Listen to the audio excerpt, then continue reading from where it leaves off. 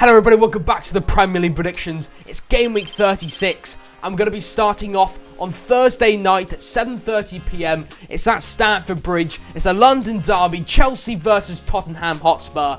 Huge game coming into this one. It's a huge London derby. Chelsea fighting to at least get into 7th. Tottenham trying to get into that 4th place spot. You know what? They've got a couple of games on hand on Aston Villa. I had it 3-2 to Chelsea, 2-2, 3-2 to Tottenham. I was really indecisive, but I feel like Tottenham, yes, they lost the last game 3-2 against Arsenal, but Romero, look at him. He was one of the best attackers for Tottenham, and he's a centre-back. I mean, he obviously did his job. He won back the ball, but each time he's on the ball, he pushes forward, and in fact, his pressing is on another level. He's in centre-back, and he presses all the way to the opposite. I mean, did you see Romero's heat map? That was absolutely crazy. He was all over the pitch. He was mainly in the middle of the pitch as a centre-back. And there was multiple opportunities he's had in that game. And he capitalised on David Raya making a mistake because he was pressing. That's fantastic by Romero.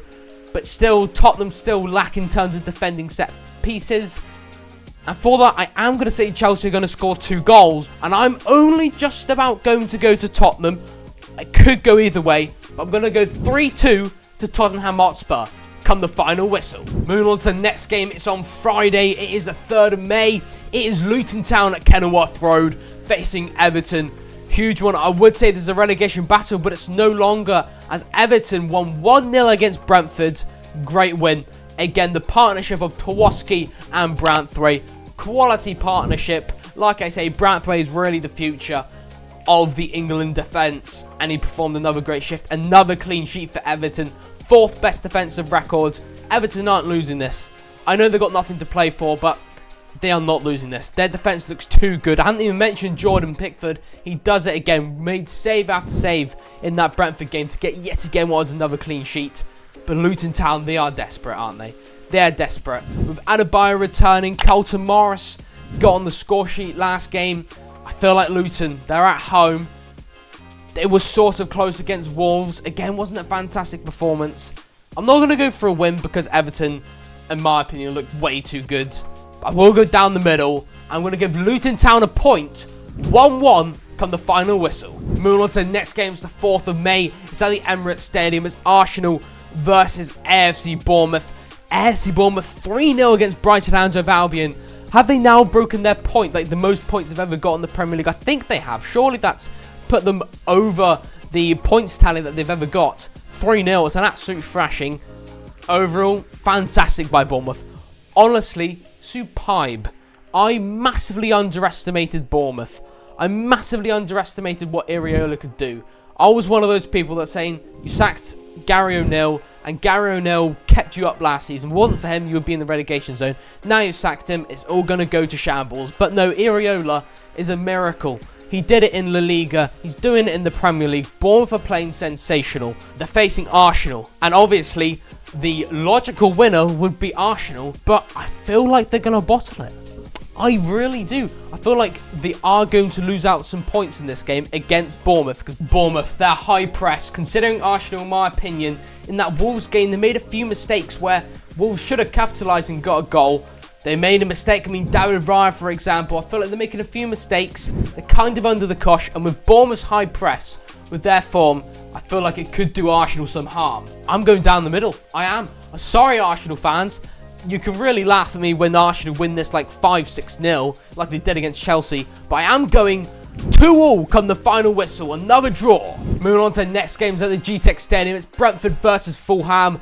2 mid-table clubs coming into this one. Brentford. And Tony played in the last game and they got 0 goals. I mean, it was hard against the 4th best defensive record, Everton. I mean, this is kind of like a nothing game. Which team would I say is better? In my opinion, I feel like Fulham has got overall better quality. But Brentford, they're at home. Fulham doesn't have to travel far, but it's still at home. It's going to be a hard one. I mean, it could go either way. And saying that, I'm probably going to go down the middle. I mean, Brentford last year was known for the amount of draws they got. I always associate Brentford with 1-1 draws. I don't know why. I feel like they got it last season. They got plenty of 1-1 draws. I feel like this is going to be a 1-1 draw. I cannot split the sides. I'm going to go down the middle, 1-1 come the final whistle. Moving on to the next game, it's at Turf Moor. It's Burnley versus Newcastle United. Massive for Burnley, you know. Newcastle United, I believe Fabian Schär is injured. How many injuries are Newcastle going to get? I mean, that's Sven Botman, Jamal Lascelles, and Fabian Schär. 3 centre-backs. That are probably the best 3 centre-backs we got. Unless you count Dan Burn as a centre-back. It's definitely downing my spirits for Newcastle to get a win here. I still feel like Newcastle got some fantastic quality. I mean, their strikers, they've got depth in that striker position. Callum Wilson, injured for ages, and then he comes on and scores, just to make that game better. But there were also some concerning points, is that the first half, Newcastle should have been 3-0 down. I don't know how Newcastle managed to survive that game, but Isak managed to have that one opportunity. He loves running in behind that defence. Honestly, Newcastle will not lose this game. But my bias self is saying Newcastle are going to have an absolute battering against Burnley. Because Burnley is desperate, because now Fabian Schär is injured, another defender gone, I feel like Burnley can capitalise on that. And I will go down the middle. I'm not being biased. This is a very unbiased thing I'm saying here. I'm going to go down the middle. Burnley being on decent form, actually very good form. I'm going 1-1. Come the final whistle. Moving on to the next game, it's at Bramall Lane. It's Sheffield United versus Nottingham Forest. What a great shift Nottingham Forest put against Manchester City. You know what? They created some great opportunities. Some great opportunities from Nottingham Forest. But Man City was just too much for them. But Nottingham Forest has some promising signs. You know, and I feel like they have improved under Nuno Espirito Santos, if that's how you say it. Not great at pronouncing his name. But they're facing Sheffield United, which are an EFL Championship side. And you know what? They've got no pressure, Sheffield United. And the way they played against Newcastle United was very good. The attack, I mean, it was some great pressing football. The attack was really making Newcastle's defenders panic. And they should have been around 2-3-0 up, like I said, in the first half. And what Sheffield United always does, the pattern is, they start off the game well, and they ended off absolutely shambolic. We saw it against Burnley as well, where they should have put away some of the goals, but Murek was too much for them. Sheffield United, I don't think they're going to win this because they don't have anything to play for. I know I've said that a lot for a lot of these teams, but it's true. It's coming near the end of the season. Nottingham Forest got everything to play for, so they're going to play some decent football. It's going to be high scoring. Sheffield United is going to have the worst defensive record ever in the Premier League. And they are going to concede 3 more goals to make it 100 goals conceded. Nottingham Forest, they played well, and I feel like they're going to play well again. But in my opinion, Sheffield United in recent time looking okay at the start of games. I feel like both teams are going to be a very close game. Nottingham Forest aren't known for a great away record, so that's why I'm not going to go for them to win it. And I'm going down the middle, a 3-3 exciting 6-goal thriller come the final whistle. Moving on to the next game, it's at the Etihad Stadium. It is Manchester City versus Wolverhampton Wanderers. And Wolves obviously back on winning ways. Gary O'Neill is going to be very happy with that. 2-1 win against Luton Town was 2-0 up. Well done, Wolves. They're looking okay. Hwang Hee-chan and Cunha back. They're looking quite settled. They're mid-table. And, well, Manchester City seem unstoppable. Although Nottingham Forest nearly got something against Man City in terms of they managed to keep it quite tight, Man City, they were just too good for Nottingham Forest. Despite Nottingham Forest playing well in that game, they still got a win. 2-0. Man City playing very well. I'm going to have to go Manchester City. No shockers here. I'm going to go quite close because I do rate Wolves quite highly, unlike I did at the start of the season. I'm going for a very common scoreline, 2-1 to the home side, Manchester City, come the final whistle. Moving on to the next game, it is at Stamford Bridge. It's Chelsea versus West Ham United, and West Ham got a 2-2 draw against Liverpool, which was a very good draw against a Liverpool side which was in a title race. Still could happen statistically for Liverpool. We'll get onto them later on in the video. But West Ham against Chelsea, another London derby. Plenty of London derbies in recent time. But coming into this game against West Ham, I haven't been too impressed with West Ham. They obviously got their great individual talents, and they're always involved in high-scoring games. And in my opinion, I don't know whether this is statistically true, but I feel like there's been more 4-2 scorelines this season than there were in previous years. Because I feel like 4-2 starting to become a common scoreline. Probably not. It's just the vibe I'm getting. It's the vibe I'm getting. I'm gonna go 4-2. I'm gonna go Chelsea. I feel like West Ham haven't been amazing, and Chelsea haven't either. But I feel like, again, it's just they need to find their starting 11. Thiago Silva injured is definitely a key one. They missed him against Arsenal in that defence. That's why they conceded 5 goals. They need that experience. Maybe in the summer transfer window, they're probably wanting to get in some experienced talents to go with all these great individual young talents. But I'll stop waffling. Chelsea's going to win this 4-2 come the final whistle. An exciting 6-goal thriller. Moving on to the next game inside the Amex Stadium. It's Brighton and Hove Albion versus Aston Villa. And Brighton lost it 3-0. I mean, De Zerbi, he's got eyes on a different job, doesn't he? He's got eyes to go on a different job. He's frustrated. It just feels like Brighton's season has come to an end. And each time I feel like they're going to bounce back, like they did last season. They always bounce back from terrible results.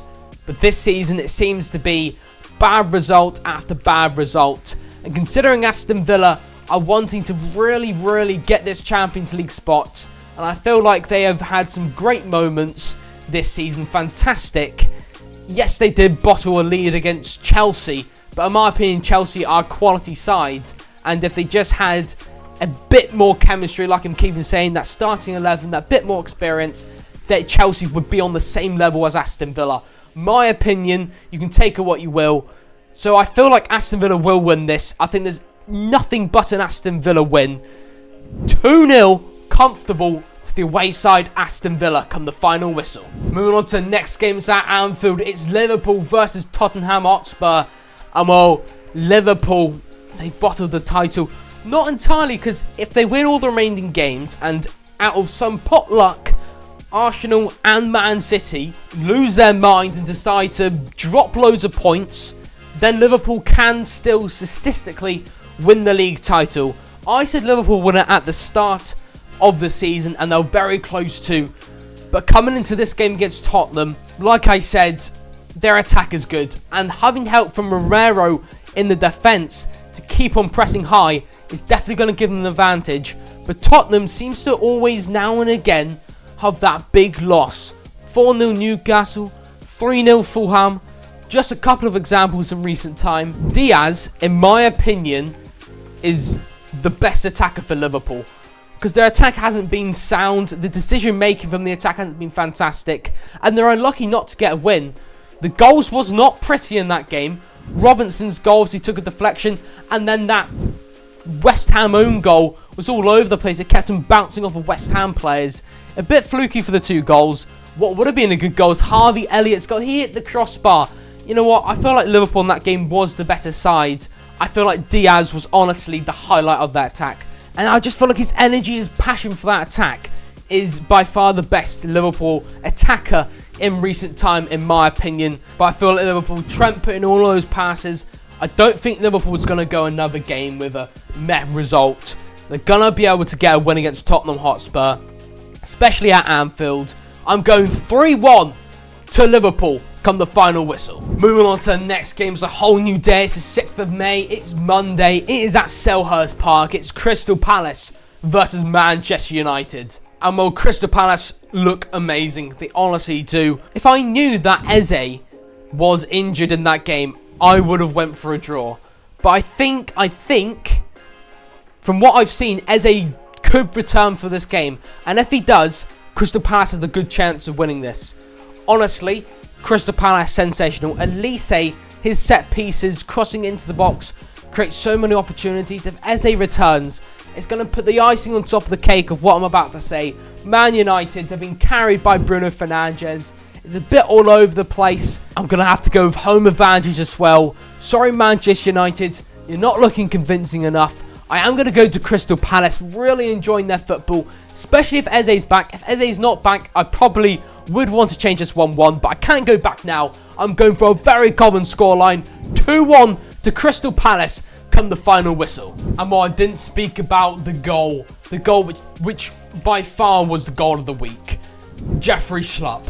I don't have to mention it, well, other than Conor Gallagher's goal, Jeffrey Schlupp was by far the best. By far. I mean, even in slow motion it looked fast. It was crazy, crazy good. How perfect it was. I've never seen any goal that good, in my opinion, this season. Maybe the Garnaccio's goal. But how did I do in game week 35? Well, I got a total of 6 points yet again out of a possible 20 points, which, considering those 6 less points to gather this week than last week, it's definitely an improvement. But overall, that does put me on 204 points out of a possible 692 points. If you did enjoy the video, then why not click this fantastic video? You're gonna enjoy it, especially if you enjoyed this one. Toodle pip!